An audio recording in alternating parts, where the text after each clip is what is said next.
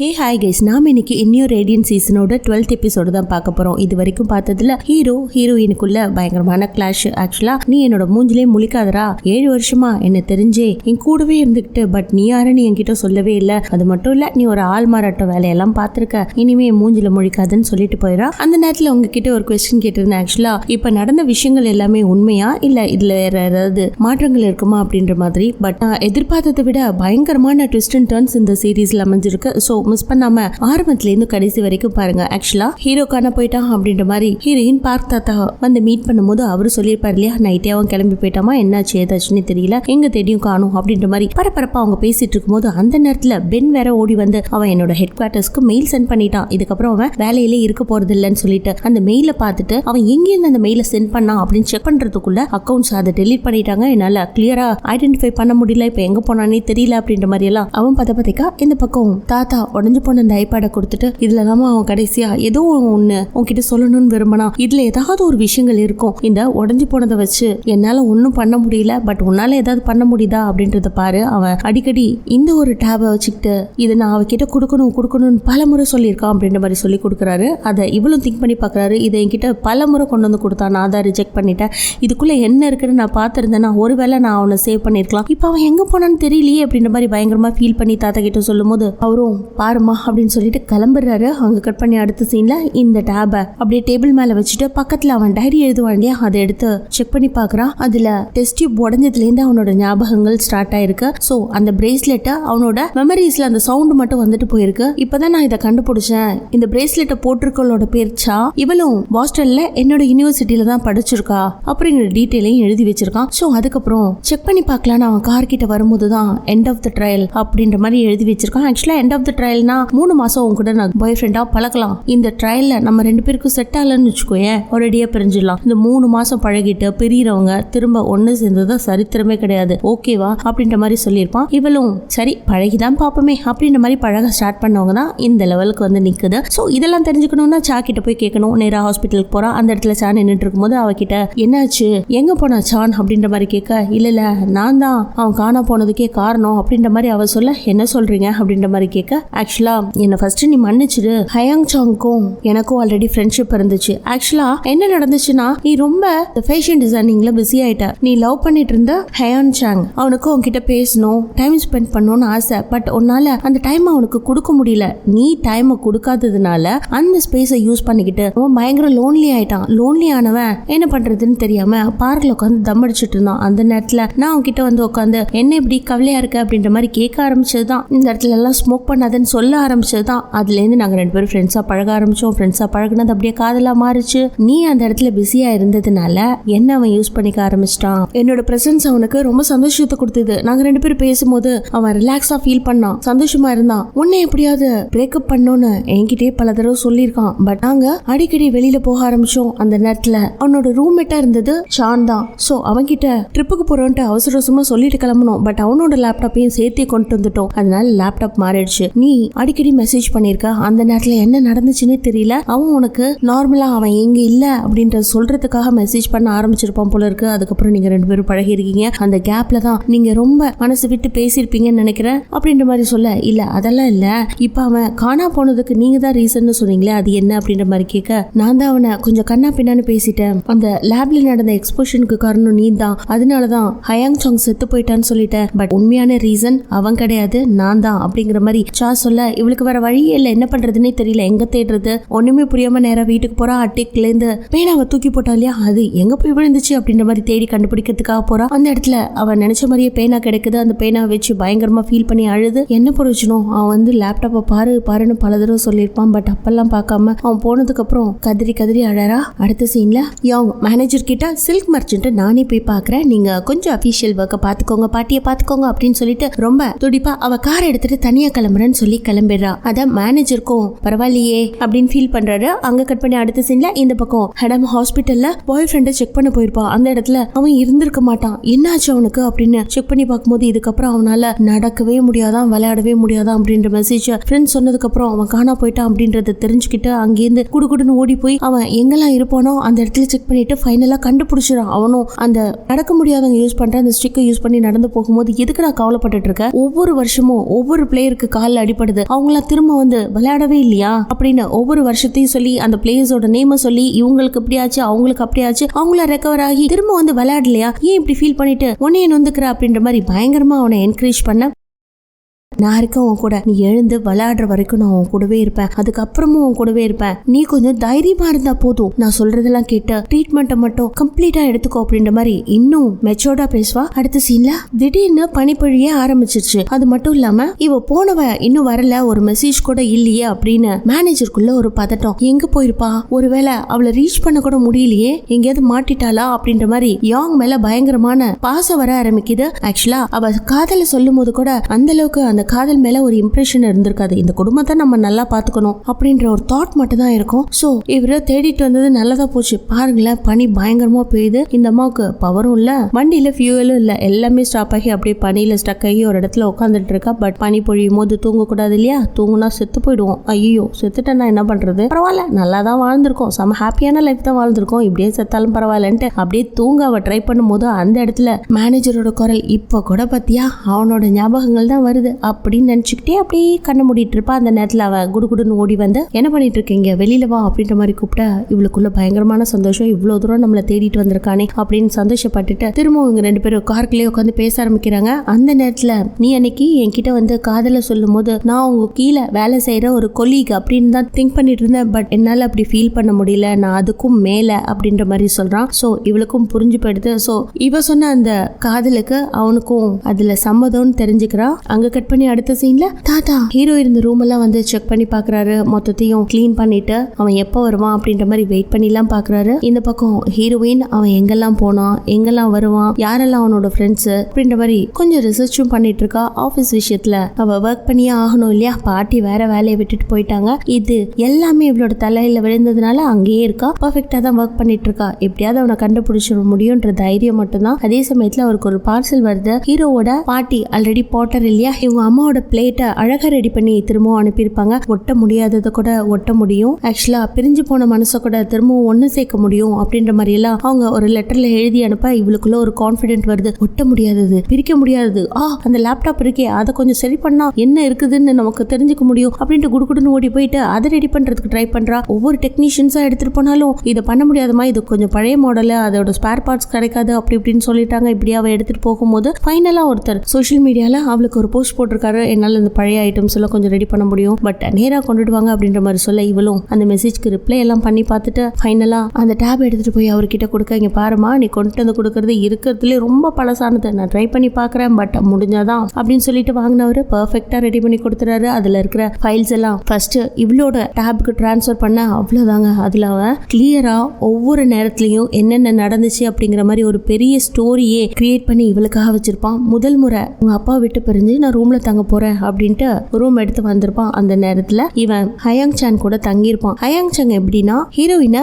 சின்சியரா லவ் பண்ணிட்டு இருந்திருக்கான். அந்த நேரத்துல என்னாச்சு ஏதாச்சுன்னு தெரியல, ஒரு பொண்ணு இவனோட லைஃப்ல வந்திருக்கிறத இவனும் நோட் பண்றான். சோ அவன் அர்ஜென்ட்டா ட்ரிப்புக்கு போகணும்னு சொல்லிட்டு அவனோட லேப்டாப்பை வேற தூக்கிட்டு போக அந்த சமயத்துல ஹயாங் சாங்கோட லேப்டாப்க்கு மெசேஜா வந்துட்டு இருக்கு. அது இவனை டிஸ்டர்ப் பண்ணுது. ஹயாங் சானுக்கு கால் பண்ணி அவனோட லேப்டாப்க்கு மெசேஜா வந்துட்டு இருக்கு, அது என்ன டிஸ்டர்ப் பண்ணுது அப்படின்ற மாதிரி சொல்ல ஒரே ஒரு ரிப்ளை மட்டும் பண்ணிட்டு நான் வெளியில போயிருக்கேன் அப்படின்ற மாதிரி அவன் சொல்ல இவனும் அதை ஓபன் பண்ணி பார்க்க அந்த சமயத்துல இவனும் நான் இது மாதிரி அர்ஜென்ட்டா வெளியில போறேன் அப்படின்ற மாதிரி ஒரு மெசேஜ் அனுப்ப அது அன்னையோட முடியும் அப்படின்ற மாதிரி இவன் நினைச்சிருக்கான். அதுதான் இல்ல, எனக்கு அர்ஜென்ட்டா ஒரு பேனாவை நீ பிரசன்ட் பண்ண முடியுமான்ற மாதிரி அவ கேட்க வேற வழியே இல்ல, அவன் இல்லைன்னு தெரிஞ்சிச்சுன்னா இவ கொஞ்சம் ஃபீல் பண்ணுவா. அதுவும் அவன் எப்படி வெளியில போயிருக்கான்ற விஷயத்தையும் சொல்ல முடியாது, அவன் மாதிரியே பேசி தொலைவோம் அப்படின்ற மாதிரி ஃபர்ஸ்ட் நார்மலா அவ கேட்ட மாதிரி ஒரு பெண்ணை போய் கடையில வாங்கி அவளோட பேரை போட்டு அவ சொன்ன அட்ரஸ்க்கு அனுப்பி வைக்க அதுல அவ சந்தோஷப்பட்டிருக்கா. இதோட இந்த கான்வர்சேஷனை முடிச்சுக்கலாம், இதுக்கப்புறம் வளர்க்க வேண்டாம் அப்படின்ற மாதிரி நினைச்சிருக்கான். பட் அந்த சமயத்துல தான் அவங்க அப்பா வந்து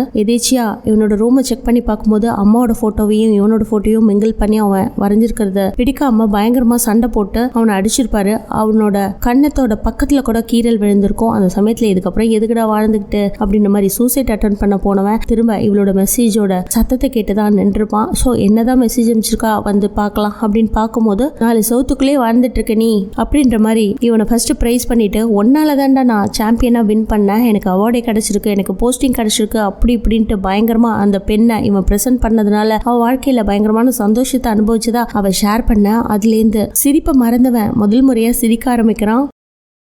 அதே சமயத்துல இவனோட மனசும் உன்னாலதான் நான் சூசைட் பண்ணிக்கிறதுல இருந்து இப்ப இங்க உட்காந்து உன்கிட்ட பேசிட்டு இருக்கேன்ற மாதிரி இவனோட மனசு சொல்ல இப்படிதான் நார்மலா பேசிட்டு இருந்திருப்பாங்க. சோ இதையும் கம்ப்ளீட் பண்ணிக்கலாம், இதுக்கு மேல அவ கூட பேச வேண்டாம் அப்படின்னு நினைக்கும் போது அவ ரொம்ப தனிமையா ஹயாங் சாங்க சின்சியரா லவ் பண்றத புரிஞ்சுக்கிறான். பட் ஹயாங் சாங் தான் அப்படி இல்லையே, இவளையும் லவ் பண்ணிக்கிட்டு இன்னொரு பொண்ணு கூட வெளியில டேட்டிங் போயிருக்கான். இந்த விஷயத்த இவகிட்ட சொன்னா இவ ரொம்ப கஷ்டப்படுவா, அட்லீஸ்ட் நம்ம ஆறுதலா அவன் வர வரைக்கும் பேசிட்டே இருக்கலாம் அப்படின்னு நினைச்சவன் சாட் மட்டுமே பண்ணிட்டு இருக்கான். இந்த சமயத்துல தான் அவளுக்கு என்ன பிடிக்கும் பிடிக்காது, அவளுக்கு கத்திரிக்காய் பிடிக்காது, ஸ்குவிட் பிடிக்காது, எல்லோ கலர்ல ஃபுட்டை கொண்டு வந்து அவ முன்னாடி வச்சா பிடிக்காது, இப்படி எல்லாம் அவ பிடிக்கிற விஷயங்கள் பிடிக்காத விஷயங்கள் சொல்ல அந்த எக்ஸ்ப்ளோஷன் ஏற்பட்டிருக்கு. அதுக்கப்புறம் தான் ஆபரேஷன்லாம் முடிஞ்சு கண்ணு திறக்கும் போது அவனோட மனசுல ஒரே ஒரு குரல் ஐ லவ் யூ அப்படின்ற மாதிரி கேட்க அப்ப இவளோட முகம் தான் ஃபர்ஸ்ட் வந்திருக்கு. அதோட ஞாபகங்களோட அவன் கண் விழிக்க அவனுக்கு இதுக்கு முன்னாடி நடந்த மொத்த விஷயங்களும் மறந்து போயிருக்க. என்ன பண்றதுன்னு தெரியாம கவுன்சிலிங் அட்டன் பண்ணிருக்கான். அதுக்கப்புறம் திரும்பவும் கொரியாவுக்கு வந்தா ஏதாவது அவனுக்கு ஞாபகம் வருமானு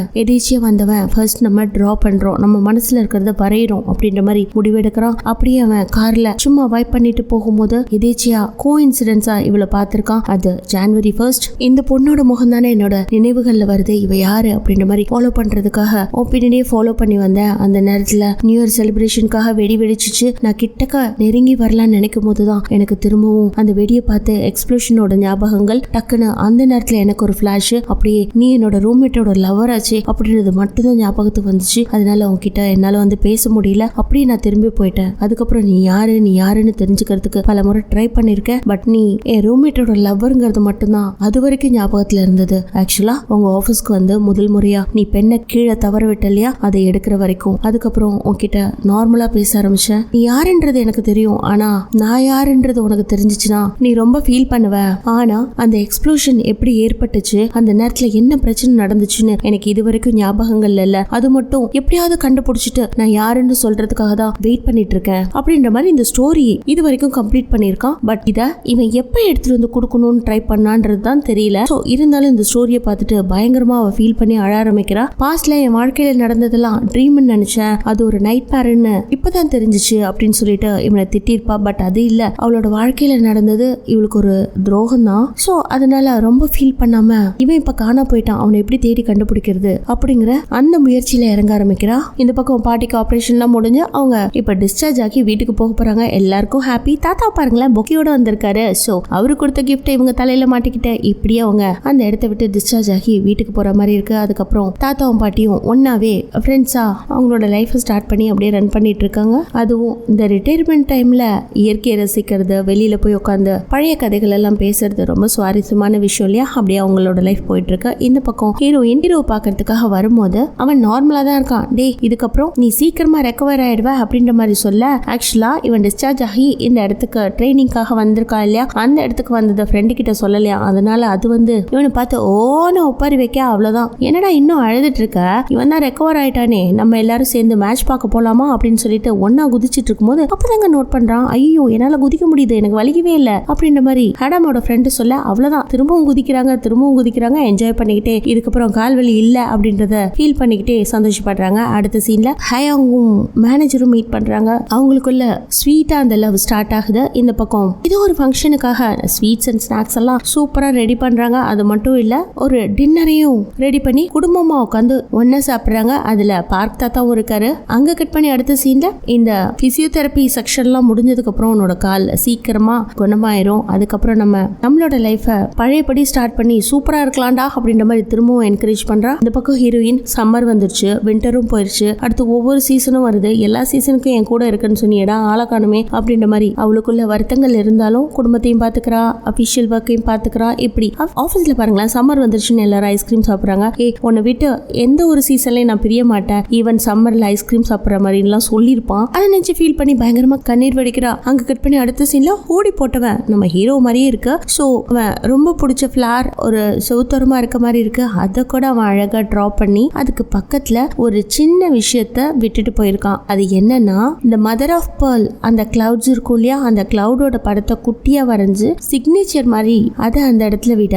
அங்க கட் பண்ணி அடுத்த சீன் ஆபீஸ்ல காட்டுறாங்க. ஆபீஸ்ல எதேச்சியா அந்த கிளவுட் வர மாதிரி எல்லாரும் ஜன்னல் வழியா அதை பார்த்துட்டு இருக்கும் போது இந்த கிளவுட் எல்லாம் வந்து எப்படின்னா ஒரே இடத்துல இருக்காது, திடீர்னு வரும் திடீர்னு காணா போயிரும் அப்படின்றதான் அதோட மீனிங்கே. சோ ஹீரோவும் அப்படித்தானே யார்கிட்டயும் சொல்லாம திடீர்னு காணா போயிருக்கான் அப்படின்னு திங்க் பண்ணவ ஒரு விஷயத்தை யோசிக்கிறா. இப்ப என்ன ரிமி அவன் இந்த கிளவுட்ஸ் எல்லாம் எடுத்து போட்டோ பிடிச்சு அதை போஸ்ட் பண்ணா நம்மள கூட லைக் பண்ண சொன்னானே, அப்போ ஏதோ ஒண்ணு நம்ம பார்த்தோமே, இந்த கிளவுடோட சிக்னேச்சர் வச்சு ஏதோ ஒரு போஸ்ட் பார்த்தோமே அப்படின்னு தேடி பார்த்தா அந்த இடத்துல புதுசா ஒருத்தனோட ஐடி இருக்கு. ஸோ அந்த இன்ஸ்டாகிராம் ஐடியை ஃபாலோ பண்ணி இந்த படத்தை இந்த ஆர்ட்டை வரைஞ்சது யாரு அப்படின்ற மாதிரி அந்த வரைஞ்ச பிளேஸ் இருக்கு இல்லையா, அந்த இடத்துக்கு போய் செக் பண்ணி பார்க்கலான்ட்டு ஒவ்வொருத்தரா கேட்டு பார்க்கறா. ஒரு ஓவியம் தான் இதை வரைஞ்சிருக்கான், பட் அவனோட பேரு முழுசா இல்ல, இதுல இந்த சிக்னேச்சர் மட்டும் இருக்கே, இது மேபி அவனா இருக்குமோ அப்படின்னு ஃபீல் பண்ணி ஒவ்வொரு இடமா தேடும் போது சேம் அவனுக்கு பிடிச்ச அந்த பூ இருக்குது, அந்த பூக்கு பக்கத்துல அந்த சிக்னேச்சர் இருக்குது. இப்படி ஒவ்வொரு பிக்சர்ஸ்லயும் அவ தேடிட்டே போறா. சோ நம்ம தலைவரை பாருங்க, ஹூடி எல்லாம் போட்டுக்கிட்டு பீச்சோரமா நின்று போட்டோ எடுத்துக்கிட்டு அந்த டாக வரையலாமா அப்படின்ற மாதிரி கேட்க அவரு வேணான்னு சொல்லிட்டு போக, சரி நம்ம போலாம் அப்படின்ட்டு ஹூடியை போட்டுட்டு அவன் நடந்து அப்படியே போகும்போது எனக்கு ஃபேவரட்டான பூ இருந்துச்சு இல்லையா, அதோட பக்கத்துல அவன் சிக்னேச்சரை விட்டுட்டு போக அந்த இடத்துல ஹீரோயினோட பெண் அப்படியே உருண்டு வருது. அதை பார்த்துட்டு கையில எடுத்தவன் அதுல ஹரம் அப்படின்னு ஹீரோயினோட பேர் எழுதியிருக்க அதை பார்த்த செகண்டே அவனோட கண்ணு கலங்கிடுது. அப்படி நிமிந்து பார்க்க ஆப்போசிட்ல ஹீரோயின் நின்னுட்டு இருக்கான். அடுத்த செகண்டே ஓடி வந்து ஹக் பண்ணிக்கிட்டு, என்னை விட்டு எங்கடா போன, ஏன்டா சொல்லாம போன, எனக்கு தெரியும் நான் உன்னை ரொம்ப பேசிட்டேன், இருந்தாலும் என்னை மன்னிச்சிடு, இதுக்கப்புறம் நான் எல்லாத்தையும் புரிஞ்சதுக்கு அப்புறம் தான் ஓடி வந்திருக்கேன், இதுக்கப்புறம் உன்னை நான் பேச மாட்டேன் அப்படின்ற மாதிரி சொல்ல, அந்த நேரத்துல நான் என்னோட ஹயாங் சாங்க காப்பாத்துறதுக்கு தான் நான் தான் அந்த எக்ஸ்ப்ளோஷனை ஏற்படுத்தினேன் அப்படின்றது சா சொல்லியிருப்பா இல்லையா, அந்த விஷயத்த ஹீரோ கிட்ட சொல்லி, உன்னால ஹயாங் சாங் சாகல, ஆக்சுவலா என்ன நடந்துச்சுன்னு எனக்கு தெரியும்டா, நான் சொல்றேன் அப்படின்ற மாதிரி அவன் கிட்ட சொல்லிட்டு இருக்கும் போதே அவனுக்கு பழைய ஞாபகங்கள்லாம் அப்படியே கொஞ்சம் கொஞ்சமா ஞாபகத்துல வருது. ஆக்சுவலா இவன் ஷான் ஊருக்கு வந்திருப்பான், அந்த நேரத்துல உங்ககிட்ட முக்கியமான விஷயம் பேசணும் அப்படின்ற மாதிரி சொல்ல, நீ லேப்ல வந்து என்ன மீட் பண்ணு அப்படின்ற மாதிரி ஹயாங் சாங் சொல்லியிருப்பான். ஸோ அவனை மீட் பண்றதுக்கு லேபுக்கு போகும்போது, டே இது மாதிரி உன் கேர்ள் ஃப்ரெண்ட் கிட்ட நான் பேசிட்டேன்டா அப்படின்ற மாதிரி சொல்ல, அவன் கோவப்பட்டு கண்ணா பின்னான்னு பேச இவன் அவனை அடிக்கிற மாதிரி தான் ஹீரோவோட தாட்குள்ள இருந்திருக்கும். ஆனா அது அப்படி இல்லை அப்படின்ற மாதிரி அப்படியே ரிவர்ஸ்ல அந்த சீன் போயிட்டு ஆக்சுவலா என்ன நடந்திருக்கும்னா, ஹீரோ லேப்குள்ள போறான், நான் அந்த மெசேஞ்சர் கூட பேசினேன்டா அப்படின்ற மாதிரி சொல்ல, யாரு என்னோட கேர்ள் ஃப்ரெண்ட் கூடயா அப்படின்ற மாதிரி கேட்டுட்டு, எல்லாத்தையும் சொதப்பிட்டியா, ஆக்சுவலா இந்த பிரச்சனையை எப்படி முடிக்கிறதுன்னு நானே மனசுக்குள்ள நொறுங்கிட்டு இருக்கேன்டா, இப்ப நான் ஒரு விஷயத்த அவளுக்கு தெரியாம பண்ணிட்டேன், அதுவும் தப்பு பண்ணிட்டேன் அப்படின்ற மாதிரி சொல்லும் போது அந்த நேரத்துல தான் சா லேப்குள்ள என்ட்ரி ஆறா. ஆக்சுவலா சா இப்ப லவ் பண்ணது தப்புன்ற மாதிரி ஃபீல் பண்ணிட்டு எப்படியாவது ஹீரோயின் கிட்ட திரும்பி போலான்ட்டு இவன் நினைச்சிட்டு இருந்திருப்பா. பட் அதுக்குள்ள ஹீரோ இங்க நடுவுல பேசிட்டா இல்லையா, அதை நினைச்சு கோவப்பட்டவன், ஏண்டா உன்கிட்ட பேசுறதுக்கு ஆள் இல்லைன்ட்டு அவகிட்ட பேச்சு கொடுத்து, அதாவது என்ன மாதிரி ஆள் மாறாட்ட வேலை பார்த்திருக்க இல்லையா அப்படின்ற மாதிரி கேட்க, இவன் அதுக்கும் அமைதியா நின்றுருக்கான். அந்த நேரத்துல சாவும் அமைதியா இதெல்லாம் பார்த்துட்டு, நமக்காக அவன் போராடல, நமக்காக அவன் பேசல, நான் வந்தது தெரிஞ்சும் அவ கேர்ள் ஃப்ரெண்டை மிஸ் பண்ணிட்டேன் அப்படின்ற மாதிரி ஃபீல் பண்ணி பேசுறானே அப்படின்ற மாதிரி ஒரு பக்கம் அவ அந்த பக்கம் தவிச்சிட்டு நிக்கா, இந்த பக்கம் ஹீரோவை போட்டு இவன் தான் அரைஞ்சிருப்பான். அதுல ஹீரோ கீழே போய் விழும்போது ஒரு கேனும் சேர்ந்து கீழே விழுந்திருக்கும். அந்த நேரத்துல சா வந்து என்னடா நினைச்சிட்டு இருக்க, என்னையும் லவ் பண்ணிக்கிட்ட, திரும்ப உனக்கு உன்னோட பழைய காதலி வேணுமா, அதுக்காக தான் இவனை போட்டு அடிக்கிறியா, இவன் லவ் பண்ணா என்னடா தப்பு, நீ தான் அவளை விட்டுட்டல, அதுக்கப்புறம் என்ன அப்படின்ற மாதிரி கேட்க, அவன் ஒரு மாதிரி ஃபெடப் ஆகி மூலையில உட்காந்துக்கிறான். அந்த நேரத்துல தம்மடிக்க போகும்போது லேப்ல எல்லாம் தம்மடிக்காத அப்படின்ற மாதிரி சொல்லும் போது அங்க லேப் டெக்னீஷியன்ஸ் எல்லாம் வந்து பவர்ஃபுல்லான கெமிக்கல் இது பாட்டில கீழே கிடக்கே, என்னது இதெல்லாம் கேர்ஃபுல்லா ஹேண்டில் பண்றது இல்லையா அப்படின்ற மாதிரி எடுத்து வச்சிடுறாங்க. அடுத்த செகண்ட் அங்க இன்னும் பவர்ஃபுல்லான கெமிக்கலை கொண்டு வந்து ஸ்டாக் பண்ணிட்டு இருக்காங்க. அந்த நேரத்துல உன்னோட கேர்ள் ஃப்ரெண்ட் தான் நீ பிரேக்கப் பண்ண போறியே, அவனோட லேப்டாப்பை நீ எடுத்துட்டு வந்தது தப்பு, சரி அவனை மெசேஜ் பண்ண சொன்னது நீ, இப்போ அவன் அவகிட்ட பேசினா என்ன பேசலன்னா என்ன, நீ என்ன தானடா லவ் பண்ற அப்படின்ற மாதிரி தான் கேட்டிருப்பான். அதுக்கப்புறம் இவன் அந்த நேரத்துல ரூமுக்கு வந்திருப்பான். அப்பதான் ஹீரோயின், நான் உன்னை பார்க்க தோ வந்துகிட்டு இருக்கேன், வந்துட்டேன், தோ வந்து இறங்கிட்டேன், இன்னும் 5 நிமிஷத்துல உன்னை பார்க்க போறேன் அப்படின்ற மாதிரி ஒரு சர்ப்ரைசிங்கான மெசேஜ் அனுப்ப, அவ்வளவுதான் தலை தெறிக்க குடுன்னு ஓடி வரான். ஓடி வந்தவன் நேரா லேபோட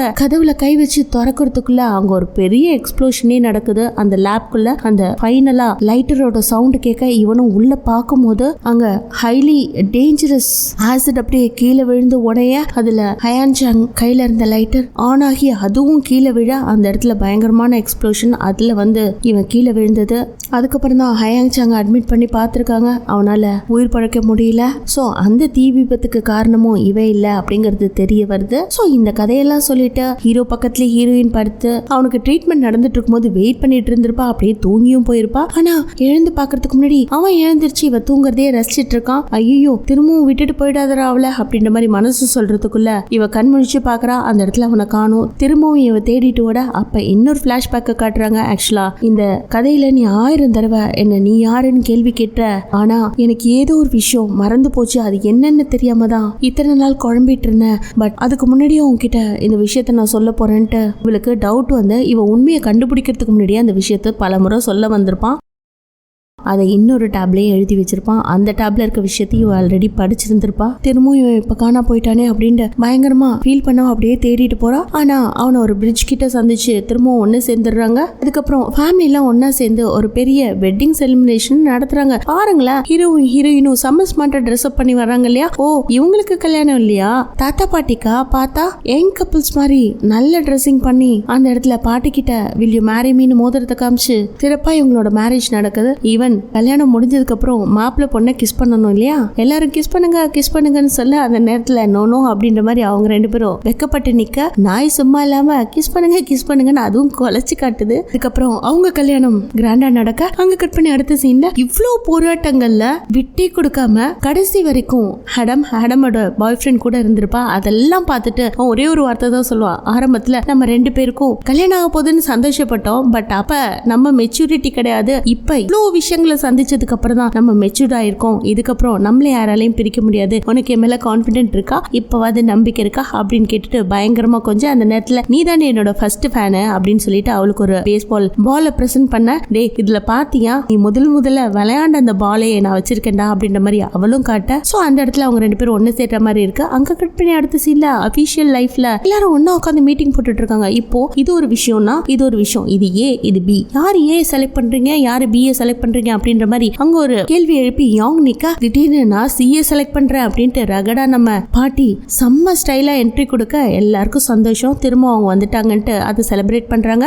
அங்க கட் பண்ணி அடுத்த சீன்ல மேனேஜரும் யாங்கும் மீட் பண்ணிக்கிறாங்க. அப்ப சொல்லுங்க மேடம், நில்லுங்க மேடம், இருங்க மேடம், போங்க மேடம், வாங்க மேடம் இப்படியே பேசிட்டு இருக்கும்போது அவ பாட்டுல ஐயோ நீ செட்டே ஆக மாட்டேன் கிளம்புறேன் அப்படின்ட்டு கிளம்ப. என்னாச்சு? ஏன் நான் தான் உன்னை லவ் பண்றேன்னு சொல்லிட்டல அப்படின்ற மாதிரி சொல்ல, நீ அந்த மேடத்தை மட்டும் விட மாட்டேங்கிற, நார்மலா என்ன லவ் பண்ற மாதிரியே ட்ரீட் பண்ணிட்டு இருக்க அப்படின்ற மாதிரி கேட்க, உடனே அவளோட பேரை சொல்லி கூப்பிட்டா டக்குன்னு அவன் நின்றுட்டு இப்பதான் செமையா இருக்கு வா நம்ம லவ் பண்ண போலாம் அப்படின்ற மாதிரி அவனை கூட்டிட்டு அவளோட ஸ்டைல்ல ஓடி போயிடா. அங்க கட் பண்ண அடுத்த சீன்ல பீச் ஓரமா நம்ம ஹீரோ ஹீரோயின் 2 பேரும் ஆப்போசிட் டைரக்ஷன்ல உட்காந்து அவங்களோட ஓவிய திறமைகளை ஒரு காம்படிஷன் மாதிரி வச்சு பண்ணிட்டு இருக்காங்க. அந்த நேரத்துல இவன் என்ன வரைஞ்சிருக்கான் அப்படின்றத நீ பாரு அப்படின்னு கொடுத்துட்டு அவளை பார்க்க வைக்கும் போது will you marry me அப்படின்ற அந்த போஸ் இருக்கும் இல்லையா, அதை வரைஞ்சு ஹீரோயினோட கையில கொடுத்துட்டு அந்த டிராயிங்கை பாருன்னு சொன்ன உடனே இவளுக்கு செமையான சர்ப்ரைஸா அப்படியே ஹீரோவை திரும்பி பார்க்கும்போது அவன் மோதிரமும் கையுமா அப்படியே உட்கார்ந்து இருக்க, என்ன லுக் விடுற, எந்திரிச்சு அந்த டிராயிங்ல இருக்க மாதிரி அப்படியே போஸ் கொடு அப்படின்ற மாதிரி சொல்ல இவளும் எழுந்து அவனுக்கு கை நீட்ட டக்குன்னு ரிங்க போட்டுறான். அதுக்கப்புறம் 2 பேரும் ஹக் பண்ணிட்டு அதுக்கப்புறம் வின்டர் சம்மர் ஸ்ப்ரிங் ஆட்டம் எந்த ஒரு சீசன்லயும் நான் உன்னை விட்டு பிரியவே போறதில்ல, உன் கூடவே இருப்பேன் அப்படின்ற மாதிரி சொல்லிட்டு திரும்பவும் இவங்க 2 பேரும் அட்டிக்கிலே வாழ ஆரம்பிக்கிறாங்க. அதுக்கப்புறம் ஒன்னா பிரஷ் பண்றது, ஒன்னா சாப்பிடுறது, ஒன்னா சுத்துறது இப்படியே இருக்கும்போது அப்பதாங்க ஒரு ட்விஸ்ட் காட்டுறாங்க. ஆக்சுவலா இவன் தனியா அந்த பேச்சுலர் ரூம்ல இருந்திருப்பான் இல்லையா, அப்ப இதே கவிதையை தான் எழுதி வச்சிருப்பான். இருக்கிற அந்த 4 சீசன்ஸும் ஒரு ரேடியன் சீசன், அந்த சீசன்ல அவன் கூட தான் என்னோட வாழ்க்கை அமைய போகுது அப்படின்றத அப்பவே அவன் ஃபிக்ஸ் பண்ணி இருந்திருக்கான். சோ கியூட்ல அப்ப லவ் பண்ணதும் இவன் தான், இப்ப லவ் பண்ணிட்டு இருக்கிறதும் இவன் தான் அப்படின்னு சொல்லி இந்த கதையை முடிச்சிருக்காங்க. உங்களுக்கு இந்த கதை பிடிச்சிச்சா? பர்சனலி எனக்கு ரொம்ப பிடிச்சிருந்துச்சு. இந்த கதையை பத்தின மேலான கருத்துக்களை எனக்கு தெரியப்படுத்துங்க. மீண்டும் வேற ஒரு எக்ஸைட்டான புது டிராமால சந்திப்போம். தேங்க்யூ.